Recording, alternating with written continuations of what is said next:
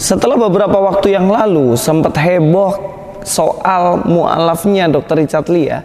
Kali ini beberapa hari yang lalu ternyata ada lagi YouTuber yang mualaf. Nah, YouTuber ini siapa? YouTuber ini adalah Bobon Santoso. Yang mana dia itu adalah seorang chef sebenarnya ya. Dia seorang YouTuber, tapi fokus channel YouTube-nya itu tentang masak. Bahkan pernah masak babi itu dibagi-bagi banyak orang gitu.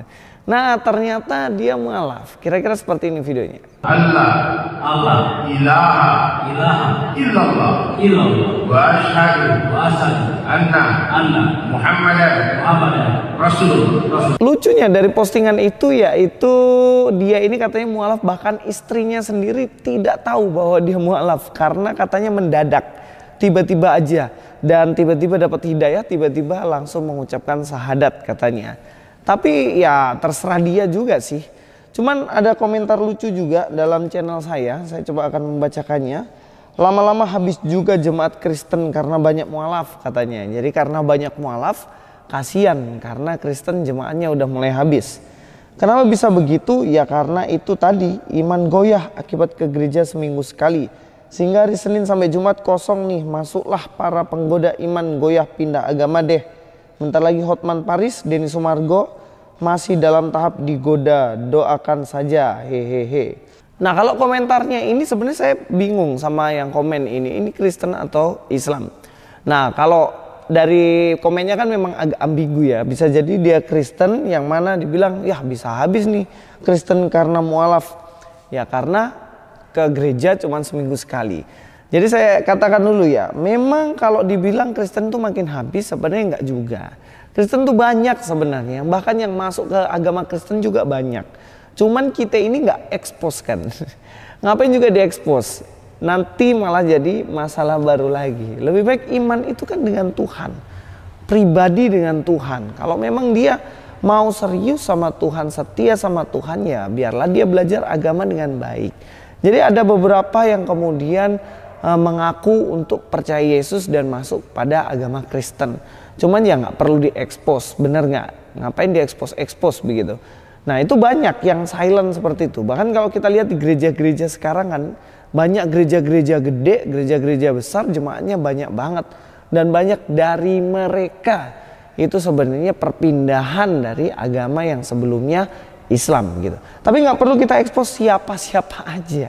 Nanti malah jadi masalah baru kan seperti itu. Nah, kenapa bisa begitu? Karena itu tadi, iman goyah akibat ke gereja seminggu sekali.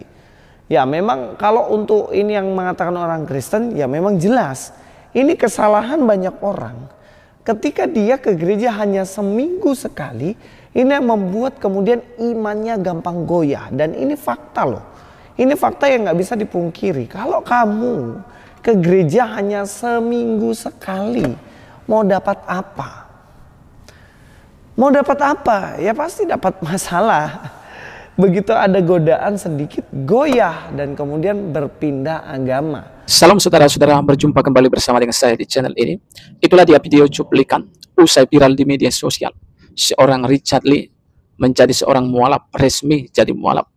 Saudara, lalu setelah itu viral lagi di media sosial.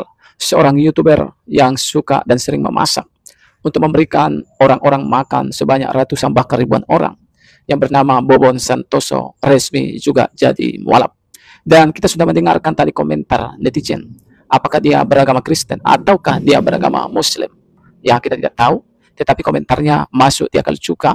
Lama-lama jemaat Kristen akan habis katanya. Kalau hal ini saya kurang setuju ya, karena bagaimanapun juga itu banyak juga dari seberang masuk menjadi agama Kristen, mereka murtad ya, dan percaya kepada Yesus. Cuman perbedaannya tidak diviralkan di media sosial, sehingga tidak banyak orang tahu bahwa ternyata dari agama seberang juga banyak yang murtad dan menjadi pengikut Yesus. Dan itu terjadi bukan hanya di Indonesia, tetapi juga itu terjadi di berbagai belahan dunia ini ya saudara-saudara. Dan mengenai itu, itulah jawaban yang mau saya berikan. Tetapi ketika seorang netizen ini mengatakan bahwa orang Kristen ya bisa habis jemaatnya, ya mereka jadi mualaf ya karena mereka itu ibadahnya pun sekali seminggu katanya. Memang ya, apalagi di Indonesia ini ya, ada memang gereja itu ya, saya tidak tahu gereja mana, yang penting ada gereja itu memang yang ibadah hanya sekali seminggu.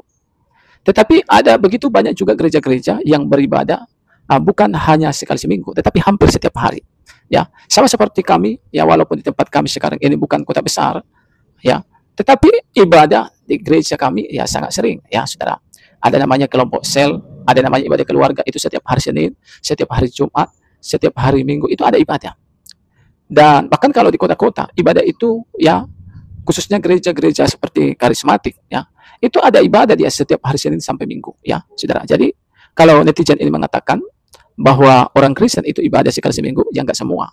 Kebanyakan yang ibadah Senin sampai Minggu yaitu ya banyak juga, tetapi mungkin ada juga yang ibadah sekali seminggu. Dan memang masuk akal kalau ibadah itu hanya sekali seminggu. Ya tentunya Senin sampai Sabtu mereka akan mengalami kekosongan. Artinya lebih banyak kehidupan mereka kepada hal-hal duniawi. Sehingga hal-hal duniawi ini ya bisa mempengaruhi kehidupan mereka, sehingga cepat atau lambat ya karena banyak tantangan persoalan mereka hadapi ya otomatis mereka akan berpindah agama dan tidak sedikit mungkin menjadi yang mualaf ya saudara-saudara. Tetapi yang mau saya katakan bahwa Yesus itu mengajarkan kita ya ibadah itu bukan hanya sekali seminggu. Kalau hari Minggu itu disebut adalah ibadah puncak ya saudara ya. Ada ibadah Senin sampai Sabtu. Contohnya Sabtu muda-mudi, hari Rabu KKS, kebaktian kelompok sel maksudnya, hari Jumat ibadah keluarga dan lain sebagainya. Tapi hari Minggu ini namanya adalah ibadah raya. Disitulah puncaknya seluruh orang-orang Kristen beribadah tepat hari Minggu. Dan Yesus mengajarkan supaya kita itu bersekutu dengan Dia bukan hanya hari Minggu saja, tetapi setiap saat, setiap hari sebelum kita melakukan kegiatan kita, kita harus terlebih dahulu berdoa, kita harus terlebih dahulu membaca firman Tuhan, kita harus terlebih dahulu bersekutu dengan Dia. Sehingga kita itu boleh menjadi orang-orang Kristen yang kuat, orang-orang Kristen yang kokoh dan tidak gampang dipengaruhi oleh pengajaran-pengajaran lain. Dan kita tetap berdiri teguh kepada Yesus Kristus. Karena memang nggak ada keuntungan bagi kita, ya. Malah yang ada kerugian ketika kita meninggalkan Yesus. Kenapa? Karena Yesus itu menjanjikan.